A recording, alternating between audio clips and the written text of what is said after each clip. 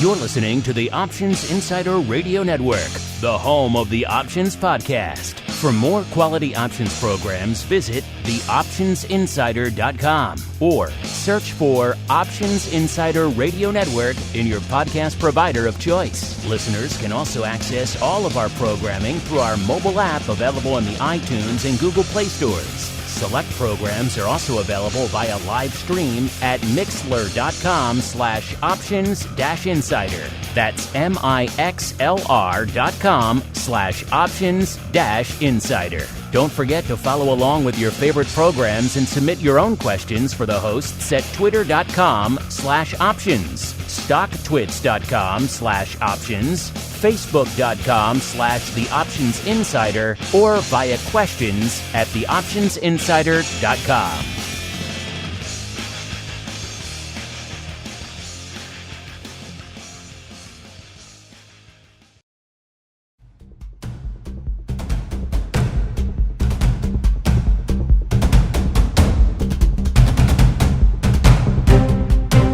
It's time to pick the brains of the thought leaders who are shaping the derivatives markets. From exchange leaders to brokerage CEOs, rising fintech stars, market-moving traders, and so many more. We'll sit down with them all for the benefit of you, the listener. Now it's time to roll out the hot seat for another Options Insider Radio interview.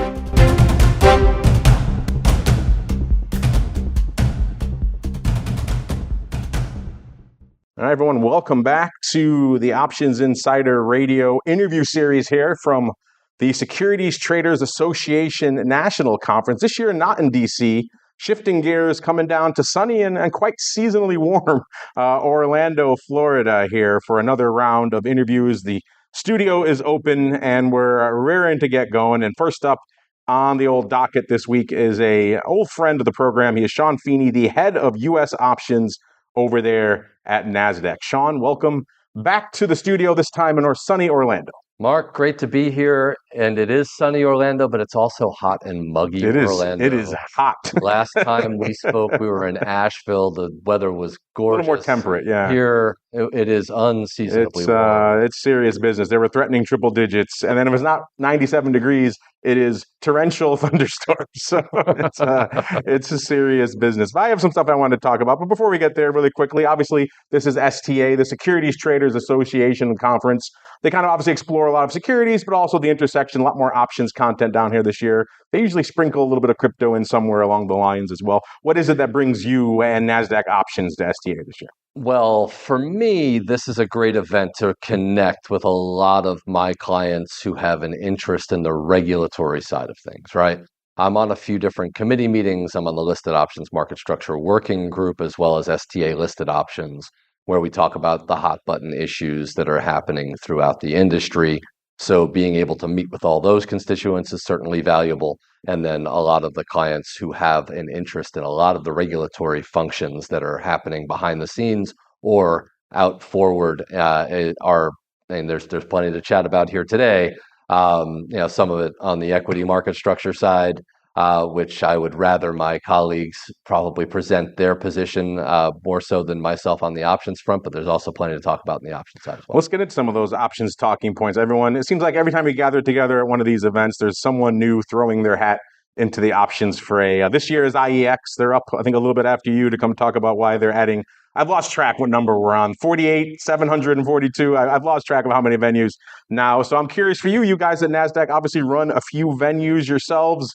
What are your thoughts on yet another new player, this time IEX, getting into the options game? We own and operate 6 out of the now 18 options exchanges. And yes, IEX has announced that they are planning on implementing and jumping into the options arena. From that perspective, NASDAQ, we feel that we're very well suited to compete, irrespective of how many people end up jumping into the options landscape itself. We do note that the barriers to entry into this landscape are relatively low, so we understand that competition might end up coming into this space, but we're prepared to thwart that as best as we can by continuing to be the prime location for liquidity provision and the transfer of risk. I almost hesitate to bring it up because I can see virtually a lot of our audience, whenever I bring this up, their eyes are rolling. Here we go, another new exchange. Who cares? Especially for a lot of the retail, they're doing their 10 lots in Apple and Nvidia, and their experience is pretty good for the most part. If they're hitting bids, lifting offers, working somewhere in between in the liquid markets, they're doing pretty well. I could see why they would just say, it doesn't really matter. For you, operating 6 venues, seeing the continued proliferation of venues out there, do you perhaps even worry at some point down the road we're going to hit this tipping point, right? This inflection point where there's just so many, all the same players are connecting to the same venue, so we're routing the same kind of flow across all these different entities now. At some point, it seems like we're adding more layers of complexity to the system, and maybe that might come back down the road to bite us. Is that something that gives you pause over there at Nasdaq? Liquidity fragmentation is always a concern. Capacity scenarios are always a concern, but these are concerns that we address through technological innovation, right? So Nasdaq just launched our now 4th options market into what we're calling our fusion-based specification, and that's our harmonized tech stack, right? So as we continue to move down our cloud journey, I think we're very prepared to handle any of the scaling that needs to happen in order to establish and or maintain the resiliency of the tech stacks that are really the backbone of the industry itself. And we have an amazing technology team. We have great technology. As other exchange groups come into the fray, we really have to stand on our laurels of our technology as the basis for how it is that we perform that facilitation of the transfer of risk in the most efficient manner possible. Speaking of the resiliency of the market, since the last time you and I chatted, it was tested a little bit, most notably on August 5th, call it what you will, the unwind of the yen carry trade. We've seen a lot of different fingers pointed at what actually caused the sell-off, but we saw an aggressive sell-off into the open on August 5th and an almost an equally aggressive rip right back up the other way. A lot of people were wondering how the options market would hold up in that environment, and it seems like there weren't any major outages that I was aware of. What were your thoughts on that particular moment, and also the resilience we saw of the options market in that light? No major outages, and what's so impressive about that is we ended up setting records in terms of the amount of messages that we ingest and distribute, right? So I think that number ended up blowing through our previous record, and well over now 100 billion messages that we ended up. Yeah, and it's pretty wild. It's a number it doesn't even, it's hard to even grasp. Yeah. To process 100 billion messages in 6.5 hours and across 6 exchanges is quite a feat. But to be able to do it and not really blink in terms of the amount of latency that was added to the system in order to do that is amazing. And that's the real resiliency topic.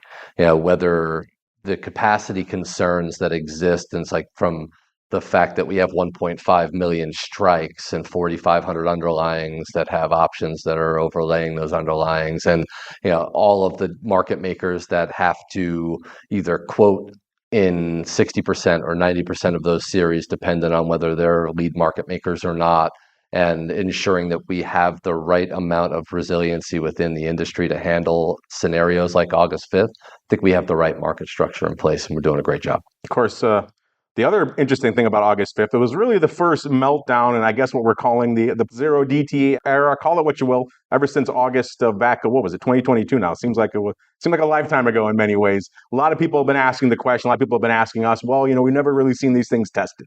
We've never really seen an aggressive market or rip down. These things are going to blow up. We've jokingly referred to them on our network as gamma bombs over the years. Everyone kept wondering, are these the ticking time bombs that are going to go off? We had a big meltdown August 5th. We didn't see, as far as I saw, any bombs going off.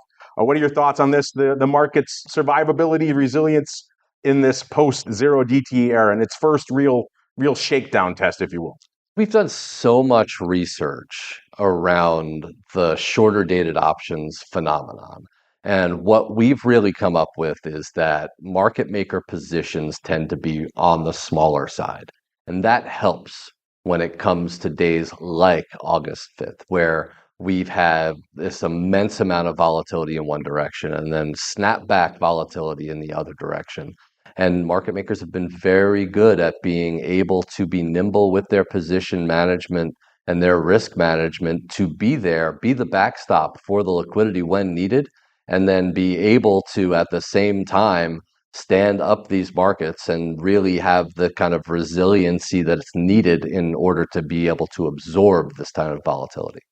Speaking of expirations, I know you guys are pretty excited about, are we calling them Metals Mondays? Is that what it is? You got SLV, GL. I'm on Metals Monday. Feel free to borrow that if you want. Mondays, I think that has a certain ring to it. Got a nice ring to it. But yeah, we did list Monday expiring options now on 3 instruments. So 2 metals, GLD and SLV ETFs, and then TLT, which is the Barclays 20-year bond ETF. So those trading is now available on Mondays, Wednesdays, and Fridays in those 3 instruments. We ended up pulling back our request for Monday options to be listed in USO and UNG. But I would imagine that we'll continue to perform some analysis on that front, and then if suitable, and then if appropriate, we may look to. Is that too much vol in the energy market right now, or what was behind that? We had actually seen a drop off in the overall volumes since the listing of Wednesdays, and I know that it wasn't necessarily a causation versus reality scenario, but at the same time, we wanted to make sure that when we're suggesting to add product, that we're doing it in the most responsible manner possible, right? So if we see a drop off, it gives us pause and it allows us time to analyze that data further and then make the right decision for all investors. You want to cannibalize the flow you have, just spreading it out over multiple days. Speaking of new products and options, on the last time we chatted, I think you had a bit of a dim view on the outlook for the Bitcoin ETF options. We've got a few more months under our belt, and any light you can shine on that for our listeners? I was bullish on this year. This year, okay. This year. And we went through the kind of whole 240-day process, and that is coming to a close. September 21st is actually what we refer to as the drop dead date, or the last day that the SEC can weigh in on decision here on the ETFs that hold Bitcoin and whether to approve the options on them. We have answered every one of the comments that the SEC put forth in proceedings through some amendments to that filing, and there is still one live filing that's out there right now. I don't believe it was the right way to go by packaging multiple products. So the one filing that we have out there is actually a single product filing for the iShares Bitcoin Trust, which is IBIT. Also happens to be, to have the largest amount of assets under management of the ETFs that have Bitcoin embedded in them, and we are anxiously awaiting the SEC's decision. There are a couple of other wrinkles that need to kind of happen outside of that. In the event that the commission does approve these options, we still need to ensure that the CFTC is okay with the Options Clearing Corporation clearing and settling options with a physically delivered commodity embedded within them. So there's some there, and then there's a little bit of mishigas around the definition of a fund share, and then to include digital assets into them. So there could be some more kind of delays after the SEC does make their decision, if that decision is positive. But they aren't very long delays, I don't think. The SEC has certainly been the longest poll thus far in terms of kind of determining that suitability, and we're looking forward to it. And if we do achieve approval, then we'll kind of tackle next steps at that point. So you're still bullish, you think, this year at this point, or?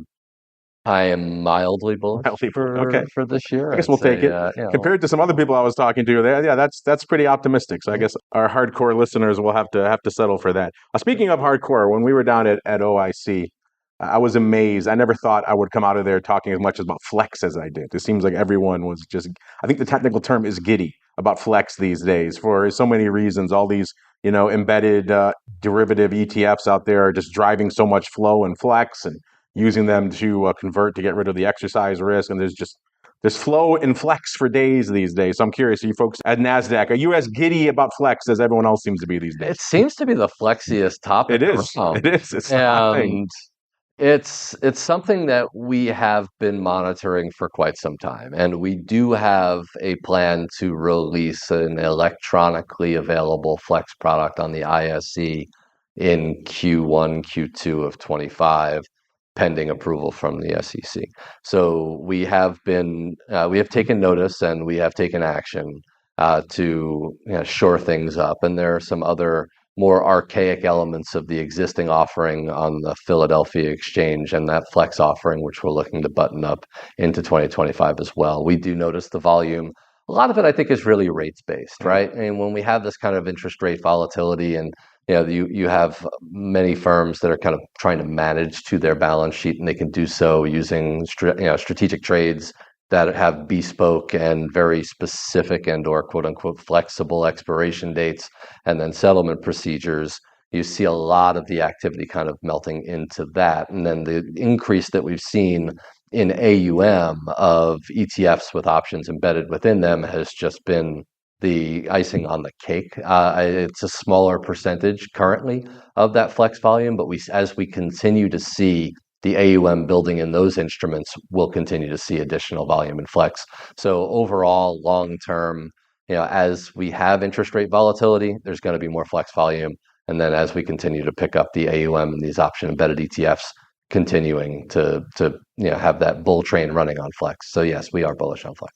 Well, Sean, I appreciate you joining us here in the studio to kick off things. We got quite the freight train of people ahead of us that we have to get to. But before we roll on out of here, we like to leave our audience wanting more. So if you got any interesting hints, any interesting teases of things up your sleeve over there at Nasdaq Options you want to dangle in front of the listeners, now is the time, sir. The floor is yours. Oh gosh, there are so many different things that we could dangle, but at this point, I think we're going to be very, very safe. And I'd say, we will look to perform our analysis as to what instruments might be suitable for product expansion moving forward. Probably still stay within that ETF regime at this point.